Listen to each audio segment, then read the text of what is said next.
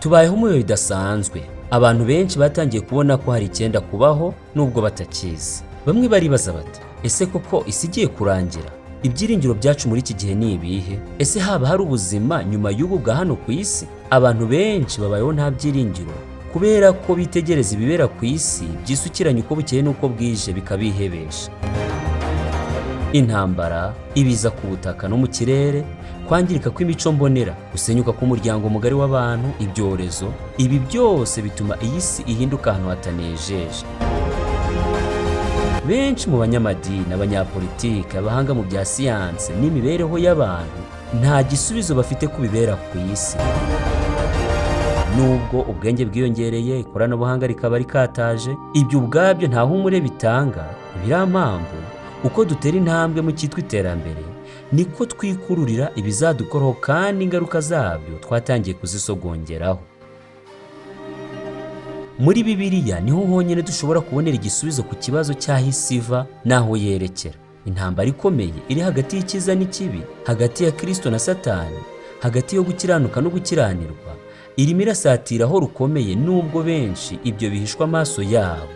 Nta humure isi izabona kugeza igihe Satani n'abanyabibi bazaba batakiriho. Iyi si ikeneye umukiza. Yego, ubyumvise neza, ikeneye umukiza. Uwaremye isi n'ibiyirimo ni nawe ushobora komora ibikomere dufite kandi agakiza uburwayi bwacu. Ibyiringiro by'ukuri bibasha kubonerwa gusa muri wa wundi wavuze ngo nimanuka hejuru y'isi nzireherezaho abantu bose. Arenda gushyira iherezo ku buzima bw'iyi si idandabirana nk'umusinzi, ariko abakiranutsi bo bazarabagirana iteka ryose. Uraho muvandimwe, nitwagira Imana Jean de Dieu. Ntekereza ko mumaje kumenyera kuri uyu murongo, kandi uyu murongo urimo urarebaho iki cyigisho ni umurongo wiyemeje kwigisha Bibiliya abatuye isi, kugira ngo abantu bari mu isi bamenye agaciro k'iri jambo mfashe mu biganza byanjye. Kandi nizera mu mutima wanjye ko iri jambo rifite ubushobozi bwo guhindura umuntu, kandi abazizera iri jambo bakazabona ubugingo buhoraho. Nubwo turi abanyabyaha, tukaba twarahindanijwe n'icyaha, ariko amagambo arimo hano ashobora kutweza akaduha ubugingo buhoraho, kandi tukaba hano mu isi dufite ibyiringiro bidakuka ko umwami wacu azagaruka, kandi ko nagaruka tuzahabwa ubwami yadusezeraniye. Nk'uko rero mubimenyereye, tugiye kwiga amagambo ari muri iki gitabo, kandi ni amagambo meza n'insanganyamatsiko nziza nagutoranyirije, ndetse n'insanganyamatsiko y'ubuhanuzi tugiye kureba mu gitabo cya Daniyeli. Kandi ntekereza ko kuri uyu murongo nanone hariho icyigisho nakoze mbere kiboneka muri Daniyeli igice cya 2, kandi muri cyo cyigisho nabasezeraniye ko tuzakomeza na Daniyeli igice cya 7 kugira ngo duhuze neza ibyo buriya butumwa buri muri ibyo bice byombi, kugira ngo twumve ubutumwa Imana yageneye abo mu minsi y'imperuka ari bo twebwe. Mbere y'uko mbabwira umutwe w'amagambo w'icyigisho cy'uyu munsi, ndagira ngo ngira akantu gato mbasaba. Ako kantu ni akandi, ni uko wakora subscribe ku channel kugira ngo igihe dukoze icyigisho tukagishyiraho bajye bahita bakohereza notification ikumenyesha ko icyigisho twashyizeho icyigisho gishasha. Kandi niba wanyuzwe n'ubutumwa wabonye kuri uyu murongo, fata ubu butumwa ubusharing inshuti zawe kugira ngo nazo zigerweho n'ubutumwa bwiza. Hanyuma rero reka dukomeze n'amagambo tugiye kwiga uyu munsi. Icyigisho tugiye kwiga muri uyu mwanya kiravuga ngo ubwami buzabaho hanyuma Yesu akagaruka. Menya biruseho ubwami bwa nyuma. Tugiye muri Daniyeli igice cya 7. Ariko mbere ko tujye muri Daniyeli igice cya 7, nagira ngo ngire icyo nkwibutsa mu byo twabonye muri Daniyeli igice cya 2. Muri Daniyeli igice cya 2 twabonyemo umwami Nebukadinezari, umwami w'igihugu cyabayeho cyitwa Babuloni. Uyu mwami yagize inzozi, hanyuma arota igishushanyo kinini kimuhagaze imbere, kandi ngo iki gishushanyo cyari gifite icyo gisobanuye. Umwami Nebukadinezari yahangayikishijwe no kudasobanukirwa iby'izo nzozi, nyamara igitangaje n'inzozi ubwazo yari yazibagiwe. Hanyuma abyuka mu gitondo yarubiye, ategeka abanyabwenge be ko bagomba kumusobanurira inzozi, kubera yuko hari harimo abapfumu, abakonikoni n'abakarudaya bari baremeje umwami ko bafite ubushobozi n'ubwenge bwo gushobora gusobanura ibintu bihishwe, ibintu bidashobora gusobanuka. Hanyuma uyu mwami arabahamagaza, arababwira ati mumbwire ibyo narose. aba banyabwenge b'i Babuloni ntabwo bashoboye gusobanurira umwami ibyo yabonye. Nyamara mu banyabwenge b'i Babuloni harimo abanyabwenge bakomoka ku Mana yo mu ijuru. Abo bari Daniyeli na bagenzi be. Nyamara igihe umwami Nebukadinezari yatangaga itegeko ryo kwica abanyabwenge bose, nabo barahamagajwe kandi mu mizo ya mbere batari bahamagajwe ngo bajye ku mwami gusobanura inzozi. Hanyuma igihe ariyo ki yajyaga imbere ya Daniyeli amubwira ati abanyabwenge bose bagomba kwicwa, Daniyeli aramubwira ati kuki tugomba kwicwa? Muduhe iminsi 3 tubaze Imana yacu ibigendanye n'ibyo umwami ashaka. Hanyuma Daniyeli afata igihe cy'amasengesho we n'abagenzi be. Mu gihe runaka gishize, Imana imenyesha Daniyeli iby'umwami yarose batari kumwe ku buriri. Hanyuma uyu mwami Daniyeli asaba ko yajyanwa imbere y'umwami kugira ngo asobanure inzozi umwami yarose. Hanyuma igihe Daniyeli yageraga imbere y'umwami yagerageje kumusobanurira. Icyambere yabanje kumubwira inzozi yabonye kugira ngo umwami azemeze ko ari byo koko yarose, hanyuma akomezeho n'ubusobanuro. Amaze kuvuga ibyo yabonye Imana yeretse Daniyeli, umwami yemeza ko ari byo yarose, hanyuma hakurikiraho gusobanura. Mu by'ukuri umwami Nebukadinezari yari yeretswe ibiki? Yari yeretswe ukuntu ubwami buzakurikirana kurinda kugeza igihe Yesu azazira, nk'uko twabibonye mu cyigisho cya mbere. Ubu bwami bwagombaga kubarwa buhereye kuri Nebukadinezari ubwe. Ubwami bwe bwa Babuloni nibwo bwagomba kuba ubwami bwa mbere mu kubara uhereye icyo gihe.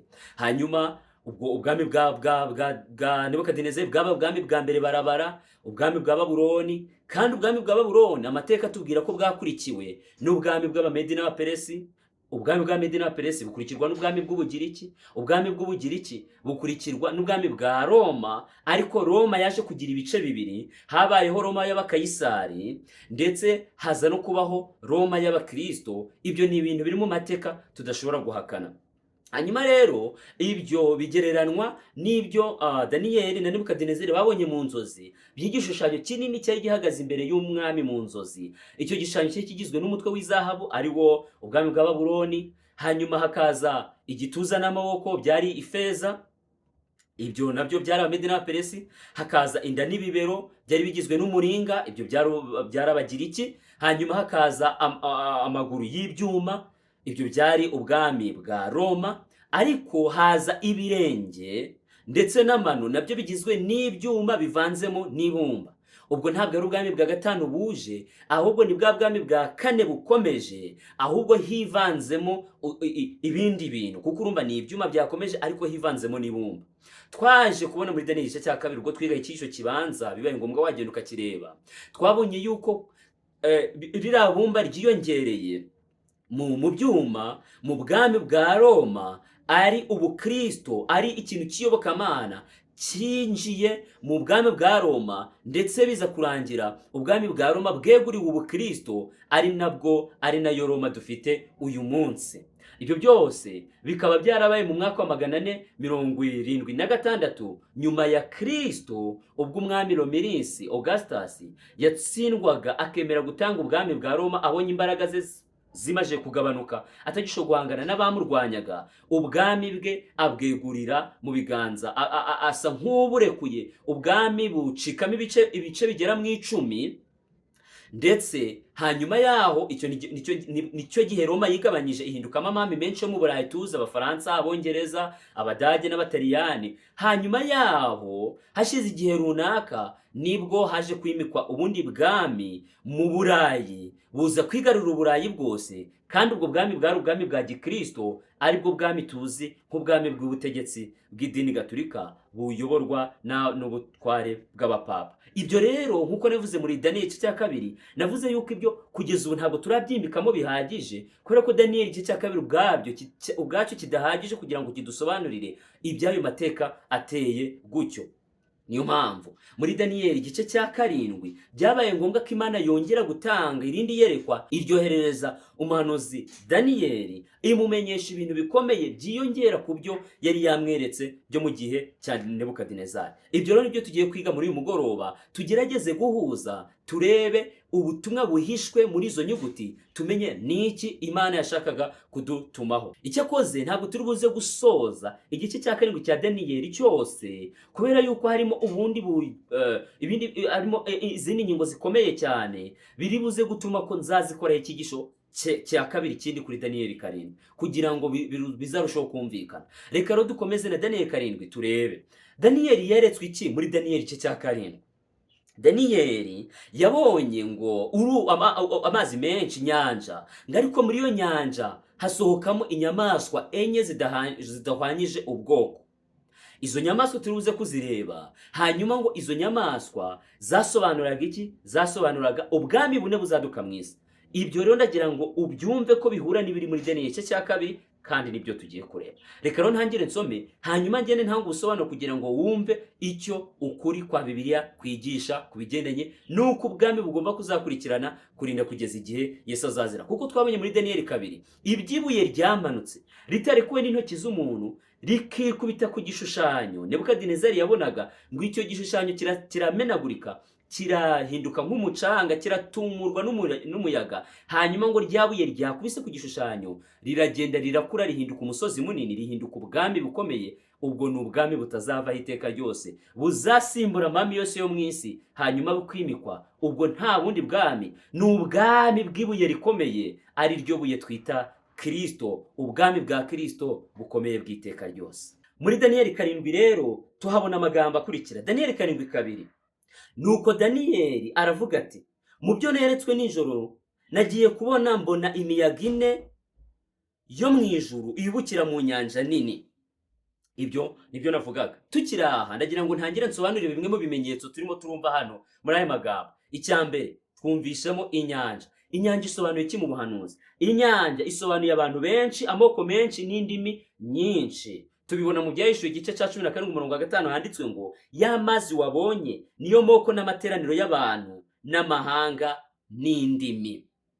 Rero nta bindi bintu bidasanzwe, amazi menshi asobanuye abantu benshi, amoko menshi, indimi nyinshi. Tugakomeza kandi twabonyemo ikintu cyitwa umuyaga, kuko ngo yabonye umuyaga uhubukira mu nyanja.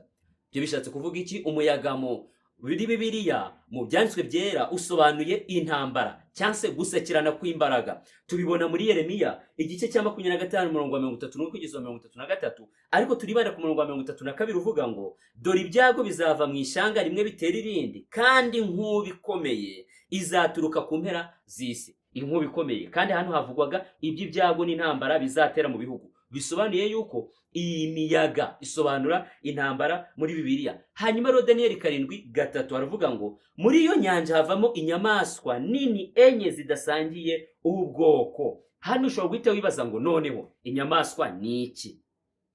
Bibiliya ni ikinyikundira, ihita ikubwira icyo yashakaga kuvuga. Nyamara abantu benshi kuki birengagiza ibi bintu? Kuki badashaka kubimenya? Nyamara Bibiliya irabivuga muri Daniyeli 7:17 havuga ngo izo nyamaswa nini uko ari enye nibo bami bane bazaduka mu isi. Izo nyamaswa uko ari enye ni abami bane bazaduka hehe mu isi. Ntabwo Bibiliya ihisha ikintu na kimwe. Bisobanuye ngo tugiye kubivuga neza twavuga ngo Daniyeli yabonye mu bantu benshi ubwo batuye isi havamo abami bane, ubwami bune bugomba kuba hano mu isi. Ibi rero ugerageze ugende bihuza n'ibyo twabonye muri Daniyeli 2. Inyamaswa ya mbere reka turebe uko yari iteye kugira ngo tumenye yuko koko ari ubwami bwa Nebukadinezari, kuko muri Daniyeli 2 dufite ikibitsanyo cyo kumenya ubwo bwami bune ubwaribwo. Niba utarize icyisho cya mbere nagusaba gusubirayo ukakiga ukakireba kugira ngo urusheho gusobanukirwa. Daniyeli 7:4 haravuga ngo iya mbere yasaga n'intare ifite amababa nk'ay'ikizu, nyihanga amaso kugezaho amababa yayo ashikurijwe, ihagarikwa ku isi, ihagarika amaguru yemye nk'umuntu, kandi ihabwa umutima nk'uw'umuntu. Daniyeli yabonye iki? Yabonye inyamaswa y'intare, kandi iyi ntare ngo yari ifite amababa abiri nk'ay'ikizu. Hano harimo ibimenyetso nabyo tugomba kubanza kumenya. Ese intare bisobanuye iki? Ubundi intare isobanuye ubwami bwa Babuloni bwahereye muri 603 bugeza muri 539. Ibyo ni mbere ya Kristo. Hanyuma rero tugomba kumenya, ese nitwe twihimbira ko intare ari ubwami bwa Babuloni cyangwa Bibiliya yaba ibivuga? Reka turebe muri Yeremiya igice cya 4:7 aravuga ngo intare Babuloni yasohotse mu kiriba cyayo, kandi umurimbuzi w'amahanga yarahagurutse aviwe azanwe no guhindura igihugu cyawe umwirare n'imidugudu yawe ikaba imisaka igasigara itagira uyituyemo. Uyu ni umuhanuzi Yeremiya yahanuriraga abayuda ababwira ko umwami Nebukadinezari wa Babuloni agiye gutera ubwami bw'ubuyuda akabusakiza akaburimbura, nk'uko byagenze mu mateka y'iyi si ndetse n'amateka y'ibyanditswe byera. Muri Bibiliya harimo inkuru y'ukuntu Nebukadinezari yateye ubwami bw'abayuda akaburimbura, ubwami bw'Imana. Rero icyo nshaka kugira ngo mwumve hano si ayo mateka, ahubwo icyo nshaka kugira ngo mwumve ni uko ubwami bwa Babuloni bugereranwa n'intare. Nuko rero nibwo bwami bwa mbere muri izi nzozi, nibwo bwami bwa mbere bugereranwa n'inyamaswa y'intare, nk'uko Daniyeli yabyeretswe. Amababa rero yavuzwe iriya ntare yari ifite amababa mu buhanuzi, mu byanditswe byera, asobanuye umuvuduko, kwihuta. Ubu bwami bwarihuse cyane. Ariko se kuba amababa asobanuye umuvuduko tubikura he? Haba ku iki gice cya mbere umurongo wa 8 aravuga ngo abagendera ku mafarashi babo bagenda birata. Ni ukuri, abagendera ku mafarashi babo baturuka kure, baguruka nk'ibisiga, bihutira gushiha inyama. Urumva, amababa hano ahuzwa no kwihuta, n'umuvuduko, no kunyaruka. Ubwami rero bwa Babuloni mu by'ukuri bwigaruriye isi mu buryo bw'umuvuduko. No mu mateka y'isi bigaragara ko ubwo Babuloni yajyaga gukomera byabaye mu buryo bwihuta, bari bafite imbaraga zidasanzwe. Ibyo rero ubuhanuzi burabivuga kugira ngo tumenyeshe ubwo bwami ubwo aribwo, kugira hatabaho umwijima na muto mu gusobanukirwa n'icyo ubwo bwami bwashakaga kuvuga n'icyo tubasha kububona. Amababa yarashikujwe, kuko twabonye ngo kugeza ubwo amababa yayo ashikurijwe. Bishatse gusobanura iki? Nta bundi bushobozi Babuloni yabonye bwo kunesha amahanga n'imbaraga nyinshi. Igihe ubwami bwa Babuloni bwamaze kujyaho, nta bundi bushobozi bwabonye, bwagumye uko nguko. Niyo yamababa yarashikujwe kuko butashoboye gukomeza ngo bufate n'ibindi bihugu byari bisigaye hanyuma bwigarurira isi yose uko yakabaye. Ahubwo aho bwagaruriye bwagumanyaho hanyuma burakomera. Ariko bubu bwami bukomeye cyane ariko ntibwakomeza gutera imbere.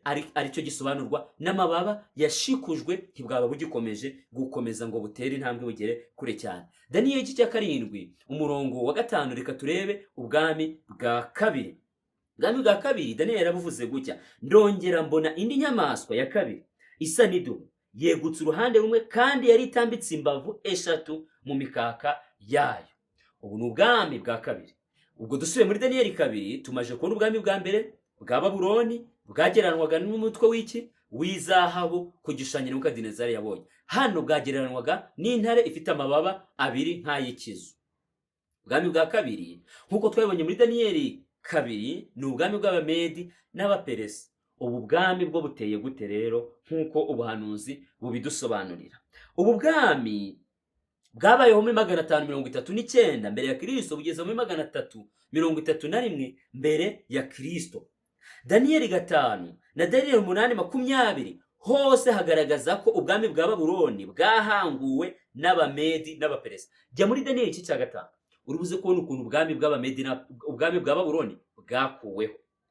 Hari inkuru itangaje cyane yivuze no muri Daniyeli igice cya 2, uburyo umwami Biruseho yabwiye ibikomangoma bye, abakomeye bo mu gihugu cye, baragenda baranywa barasinda, ndetse atinyuka no gufata ibikombe byo mu nzu y'Uwiteka arabizana, babinywesha vino, babinywesha inzoga bari barabikuye mu gihugu cy'Ubuyuda, kuko navuze ko aba Babuloni banyaze igihugu cy'Abayuda, maze bajya mu nzu y'Imana bakuramo ibikombe byakoreshwaga mu buturo bwera babizana i Babuloni. Ariko Nebukadinezari ntiyabitinyutse ngo abifata abikoreshe mu bigirwamana bye, ariko Biruseho warabikora. Hanyuma Biruseho akora n'ikintu cy'ubugoryi, ategeka n'abasirikare barindaga umurwa ngo nabo nibaze barye banywe, barasinda bakora biteye isoni. Maze mw'iryo joro babona ikiganza cyandika ku rusika kitafite aho gifashe, maze cyandika amagambo akomeye ngo mene mene tekeri furazini, yasobanuraga ngo ubwami bwawe buranyazwe, buhawe Kuro w'Umuperesi. Hanyuma rero ubwami bwa Babuloni bwahise bugira iherezo uwo munsi. No muri Daniyeli 8 umurongo wa 20 niwo murongo tugiye gusoma uvuga ngo imfizi y'intama y'amahembe 2 wabonye nibo bami b'Abamedi n'Abaperesi. Nubwo tutari kwiga Daniyeli igice cya 8, ariko muri Daniyeli igice cya 8 hasobanura neza ukuntu aya mami yakurikiranye. Muri Daniyeli igice cya 8 hatubwira iby'imfizi y'intama n'isekurume y'ihene. Zarasakiranye zirarwana, ariko icyo nshaka kugira ngo mwumve nuko imfizi y'intama yari iki? Yari ubwami bw'abamedi n'abaperesi, ari nabwo bwami bwakurikiye ubwami bwa Babuloni buvaho. Daniyeli we akomeza no kubaho no mu bwami bw'abamedi n'abaperesi. Ibyo tugira amahirwe tukigana Daniyeli igice cya 8 tuzabibona, bizaba bisobanutse.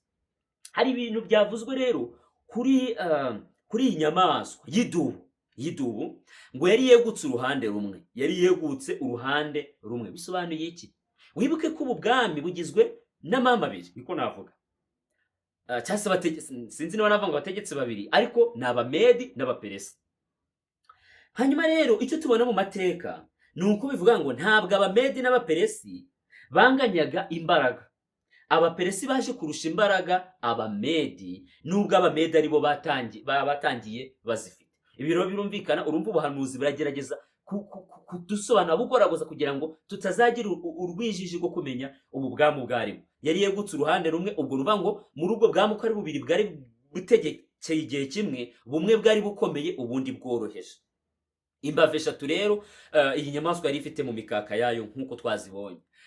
Izi mbavu eshatu zisobanuye ubwami bwatsinze kugira ngo bugere ku gukomera. Ubwo bwami ni ubuhe? Ni ubwami bwitwa Lidiya, ubwami bwatsinzwe muri 549 mbere ya Kristo. Hagakurikira ubwami bwa Babuloni nk'uko twabibonye ko baburimbuye muri 539. Hanyuma hagakurikiraho n'ubwami bwa Misiri bwo baburimbuye muri 525. Ibyo byose ni mbere ya Kristo. Hanyuma rero ubu bwami bwa gatatu bwa kabiri namaze kuvuga, tugiye ku bwami bwa gatatu. Ubwami bwa gatatu buboneka muri Daniyeli igice cya 7 umurongo wa 6. Haravuga ngo, hanyuma y'ibyo mbona indi nyamaswa isa n'ingwe. Ku mugongo wayo yari ifite amababa 4 asa n'ay'igisiga, kandi yari ifite imitwe 4 ihabwa ubutware. Iyi nyamaswa ya gatatu isa n'ingwe, ugomba kumenya uko yasaga.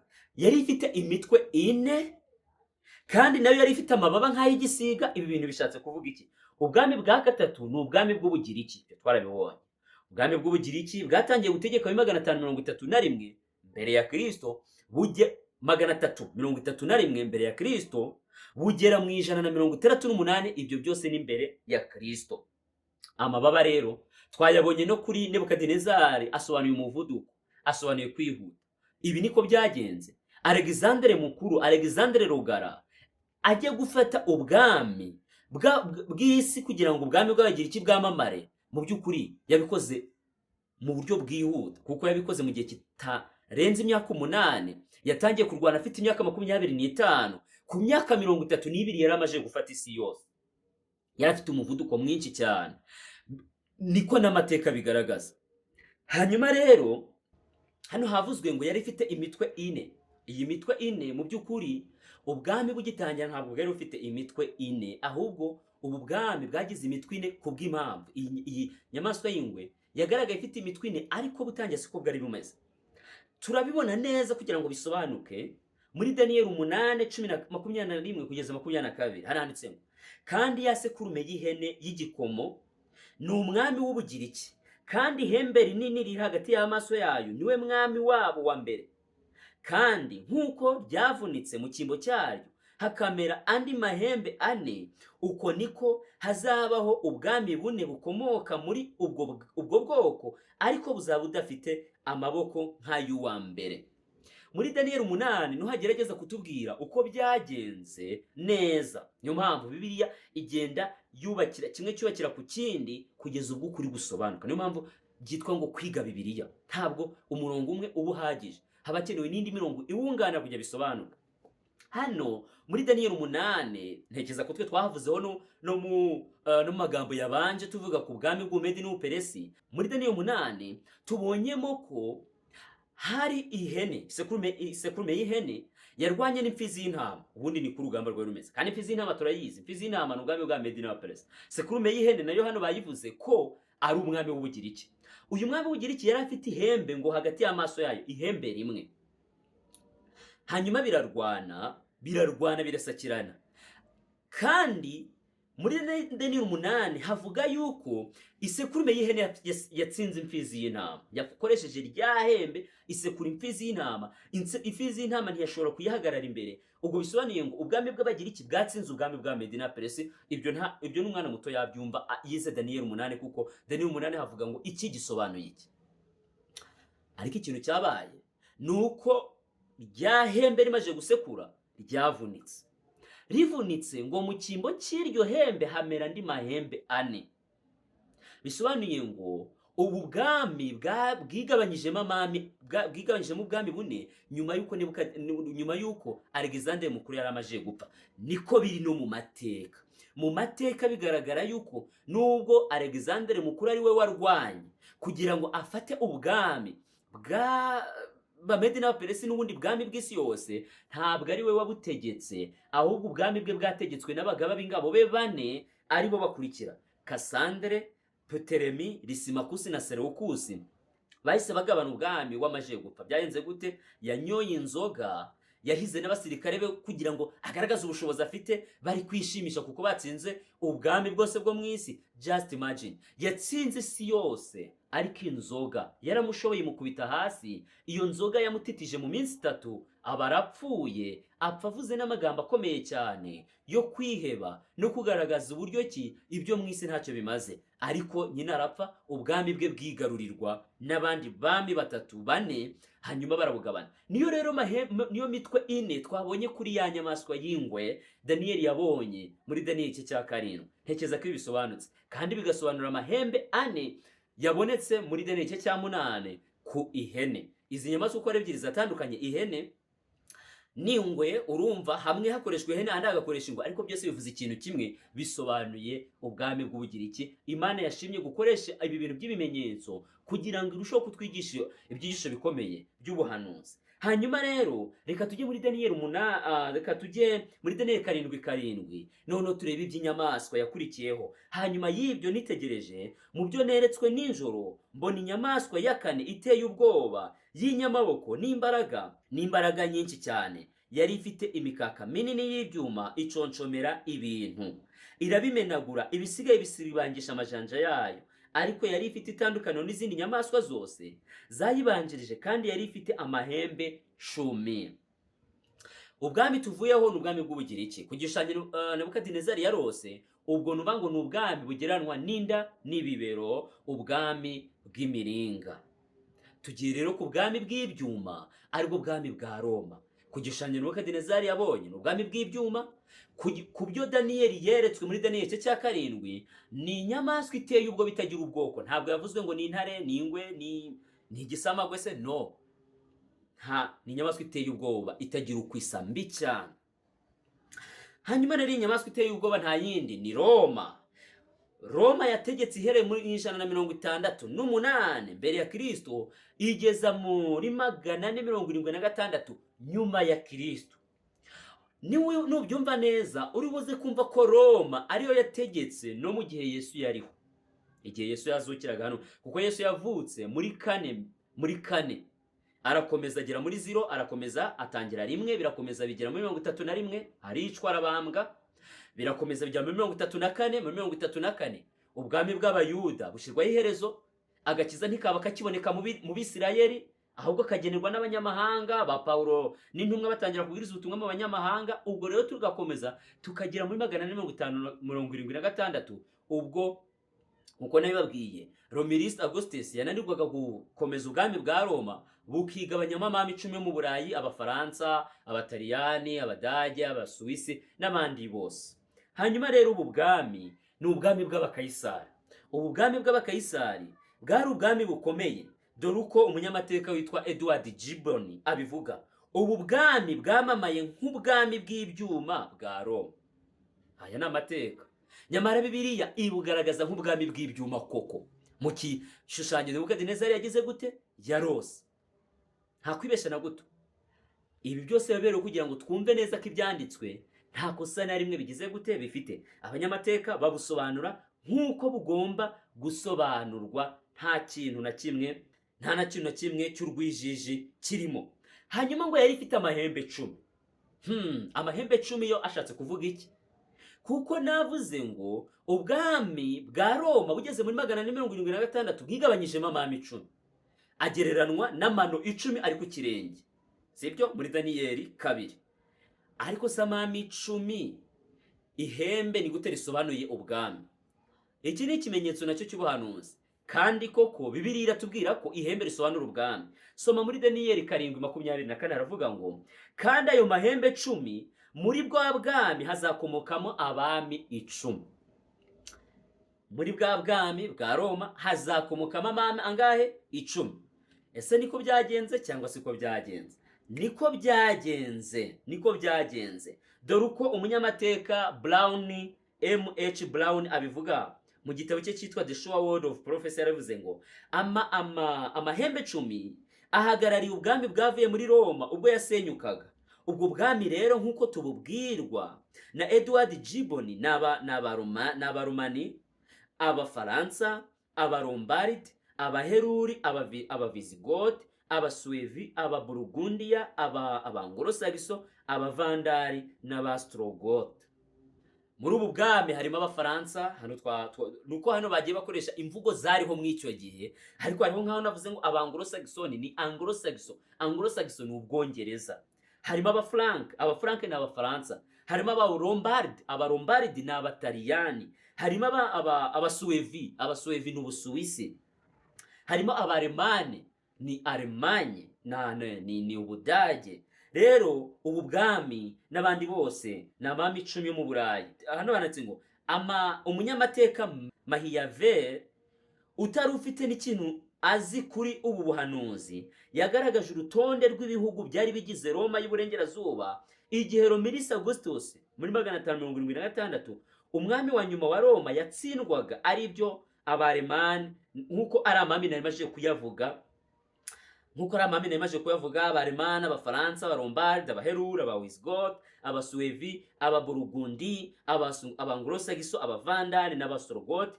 Ayo mami yose ni 10. Ibi byanditswe n'uwitwa Garatani Guinness. Ibi byose bibereyeho kutwereka ubwami bwa Roma, ubwami bukomeye, ubwami bw'ibyuma, ubwami bw'abakayisari, ubwami bwategetse igihe kirekire, ubwami Yesu yavutse buriho akabuvukiramo. Kandi mu byo tuzi, Yesu yishwe n'ingabo z'abaroma, nizo zamumanitse ku musaraba, nizo abayuda bagiye kuregera, hanyuma Yesu Kristo arapfa.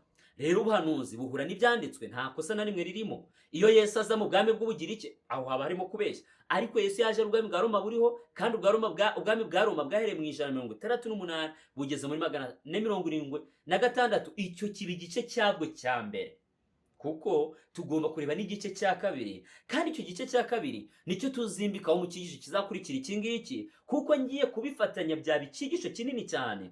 Icyigisho kivuga iby'iki gice dusigaranye cy'agahembe gato, nk'uko tugiye kubona muri Daniyeli 7:8 avuga ngo, nitegereje ayo mahembe, ya mahembe 10, yitegereje muri ya mahembe 10.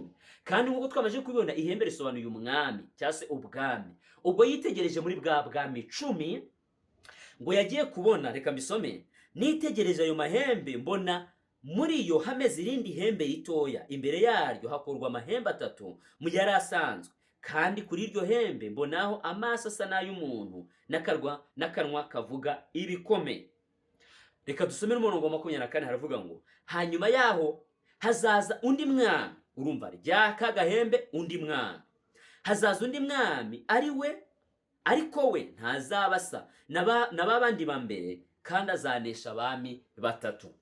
Bisobanuye ngo hari akandi gahembe. Ihembe twabonye ko ari umwami. Hari undi mwami, hari ubundi bwami bugiye kuzamuka mu bwami bwa Roma.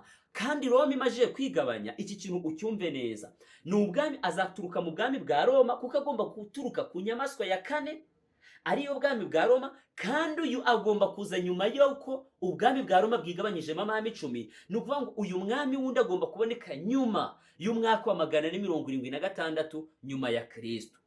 Iki nkivuze ndetse gishiraho kugitindaho kugira ngo hataba umwijima, kuko hari abantu bashaka gufata ibi bigiye kuvugwa hano by'aka gahembe bagashaka kubishyira mbere ya Kristo, kandi sibyo.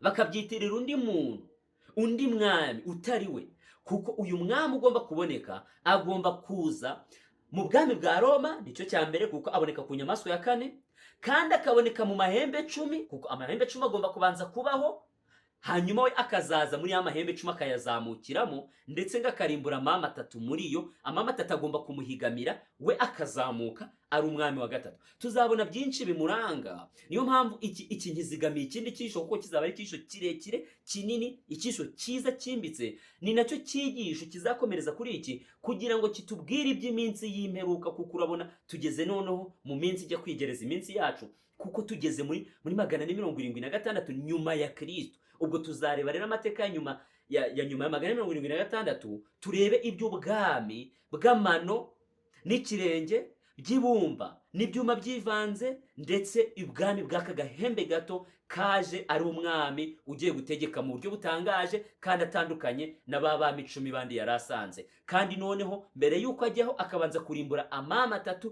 kugira ngo we abone uko ategeka. Ariko icyo nkwibutsa ni uko aza nyuma ya 476 nyuma ya Kristo. Ibyo bintu bizasobanuka mu cyisho kizakurikira. Rero bavandimwe, ntabwo Imana yadusize mu mwijima ku kigendanye n'icyuhanuzi bwigisha. Hano ubashije kumva uburyo Daniyeli 7 na Daniyeli 2 hahura.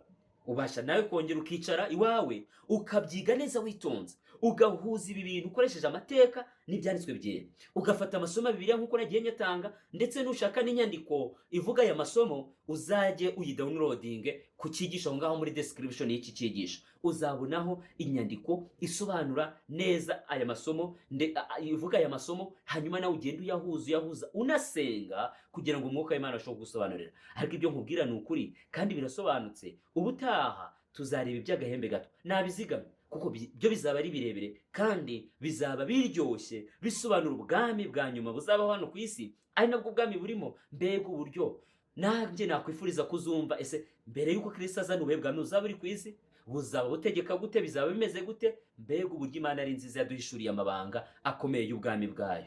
Mwifurije umugisha w'Imana, amahoro ya Kristo abe muri wowe, kandi ijambo ry'Imana rikomeze gusobanuka mu mibereho yawe. Mbigusabiye mu izina rya Yesu, amen.